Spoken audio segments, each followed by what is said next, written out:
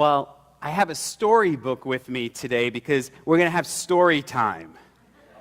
Everybody loves story time. Remember when you were a little kid and the teacher would gather everyone around and read to you a story? Everybody loves that.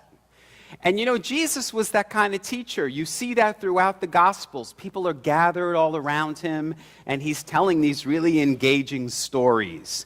Now, the story that I'm going to read for you this morning is not one of Jesus's parables. In fact, it's not even a Christian story. It's an ancient Hindu story. Many of you know that Hinduism is considered the world's oldest religion. It is more than 5,000 years old, much older than Christianity. But like Christians, Hindus believe that there is one true God, and this one true God they call Brahman. And this morning's story is all about Brahman. So gather around, here we go. There once was a time when all human beings were gods, but they so abused their divinity that Brahman decided to take it away from them and hide it where it could never be found. Where to hide their divinity was the question. So Brahman called a council of sages to help him decide. One sage said, "Hey, let's bury it deep in the earth." But Brahman answered, "No, that won't do, because humans will dig into the earth and find it." Another sage said, "Let's sink it in the deepest ocean." But Brahman said, "No, not there. For humans will learn to dive into the ocean, and they'll find it." Another sage said, "Well, let's take it to the top of the highest mountain, and we'll hide it there." But once again, Brahman replied, "No, that will not do either, because they will eventually climb every mountain and once again take up their divinity." The sages gave up, and they said to Brahman, "We don't know where to hide it, because it seems that there's no place on earth or in the sea that human beings will not eventually reach." Brahman thought for a long time and then said, "Here's what I will do. I will hide their divinity deep in the center of their own being, for humans will never think to look for it there." All the gods agreed this was the perfect hiding place, and the deed was done. And since that time, humans have been going up and down the earth, digging, diving, climbing, exploring, searching for something that is already within themselves. The divinity within humanity is still the best kept secret of all the ages. The end. Wow.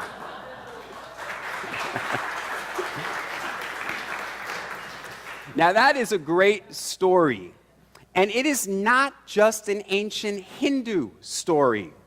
This story has been told in one form or another in all of the world's major faith traditions, in all religions. It's what the word religion means. It comes from a Latin religio, which means to realign or to unite the human and the divine. That's the whole purpose of religion. And all of the great spiritual teachers of all time, Buddha, Jesus, Socrates, Plato, Emerson, Moses, they've all pointed to this very same thing, that to find God, you need to look within. It's why Jesus said, "The kingdom of heaven is within you." Now, the kingdom of heaven is the central teaching of Jesus. Marcus Borg, who he passed away a few years ago, is one of the leading theologians of our time. He said that you could ask 100 biblical scholars, whether they be conservative Christians or progressive Christians, ask 100 biblical scholars, what is the central teaching of Jesus? And they will tell you, the central teaching is the kingdom of heaven. Jesus mentioned the kingdom of heaven more than 200 times, more than things like love or forgiveness. 200 times he spoke about this kingdom that is within us. He wanted us to get this message. But 2,000 years later, most of us who grew up Christian, we didn't get this message. I don't know about you, but growing up in the church, I didn't hear that God was within me. I heard that God was so far removed from me. God was out there, up in another dimension. I was a sinner, so I was separated from God. Now, maybe if I led a good life, I might experience the kingdom when I die. Not right now. But that wasn't the message of Jesus. Jesus said, the kingdom of heaven is at hand. The kingdom of heaven, he said, is here and now, and it is within you. He said it more than 200 times, and we still didn't get it. We still don't understand it. Now, Father Richard Rohr is a spiritual writer. We at Douglas UCC, a group of us, went to visit him at his Center for Action and Contemplation in New Mexico last fall. In his weekly newsletter that he sends out, Father Rohr this week spoke of the incarnation. And he said this is exactly what the incarnation means. He said that this union of the human and divine doesn't take place later if we're good. It takes place now. He said we are living inside of the goodness. The goodness is living inside of us now. That's what it means to bring forth the kingdom of heaven that is within you. That was Jesus' point. And so in today's gospel, he gives not one, not two, not three, but 4 examples of this for us. He really wanted to make sure that we got it. So he said, the kingdom of heaven is like a mustard seed in the ground. The kingdom of heaven is like yeast in bread. The kingdom of heaven is like a treasure hidden in a field. And the kingdom of heaven is like a pearl hidden in a shell. He said it so many ways. And I think it's because he was speaking to a group of people who came from different backgrounds. He was trying to talk to the farmer and the homemaker and the merchant, and give them examples that they would understand. But look at what they all have in common, all of those examples. They're all something of value that's hidden and that needs to be discovered. So for example, well, let's look at all of them actually. We'll look at them quickly. The mustard seed is the first one he gives. It's so tiny. It's the smallest of all seeds. But inside that tiny little seed, there's something incredible. Something unbelievable that when it's hidden in the ground, it grows into what Jesus says is the greatest of all shrubs. From a tiny, tiny seed hidden, we have abundance. So much so that the birds build their nests in it. New life. The other example he gives is yeast in bread. Yeast, again, is so tiny, it's a microbe. But again, inside of it is this power. The power to rise, to make bread rise inside that tiny little thing. And then, of course, the pearl in the shell and the treasure in the field are things of great value that are hidden and need to be discovered. So Jesus says this over and over again, example after example, to point that inside of us, hidden within us, is a great treasure, a pearl of great value, something small but with the great power within it to rise, the great power to bring forth abundance and prosperity and new life. It's hidden within us.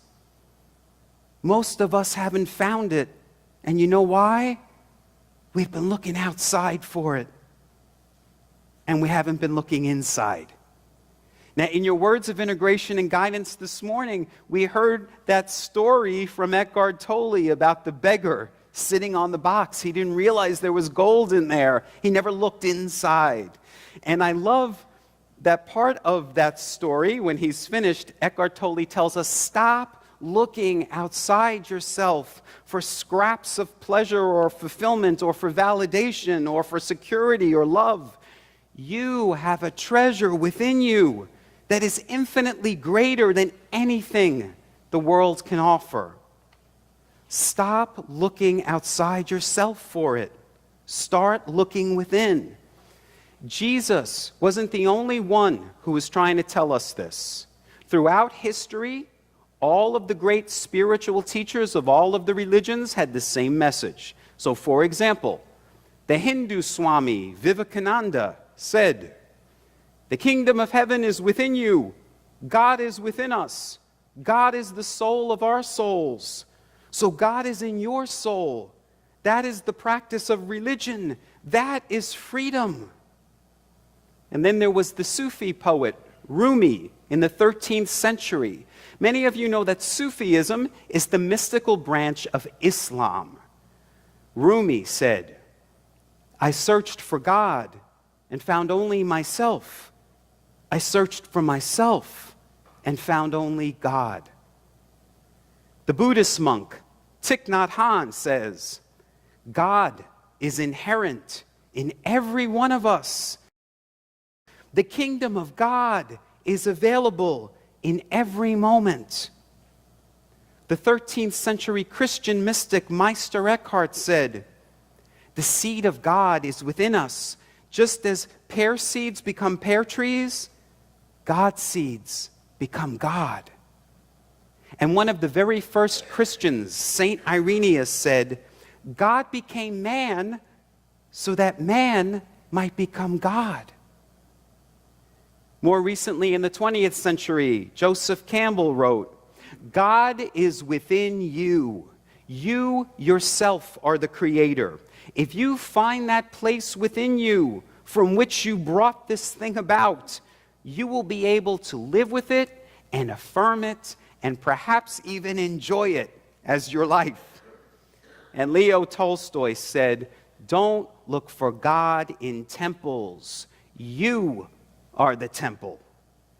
And that reminds me of what Paul said in his letter to the Corinthians. He said, "Do you not know that you yourselves are God's temple and that God's Spirit dwells within you? God's temple is holy, and you are that temple." For thousands and thousands of years, spiritual teachers all over the world, in every culture, in every faith, have been telling us that same exact thing. So why aren't we getting it? Well, I think a part of it for many of us is most of us in this room grew up in the Christian church in the 20th century in America. And we were never taught this, even though it's the central teaching of Jesus. The church never taught us to go within. They never taught us to be contemplative. They taught us to worship the one man who did it, rather than to do it for ourselves, which is what he wanted us to do. The church taught most of us growing up that we were sinners, that we were bad and broken and in need of fixing. And we believed it. Think about it. If you tell a little kid, "You're not good at that. You'll never amount to anything. You're not smart enough." You tell a kid that over and over again, and they'll believe it. We've been told that we're bad, broken, and sinners. So for most of us, we cannot even fathom that God is within us.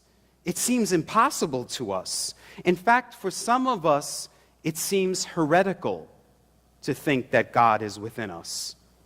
But that's what Jesus told us over 200 times. We need to get that message, but the message we got instead is that we're not worthy.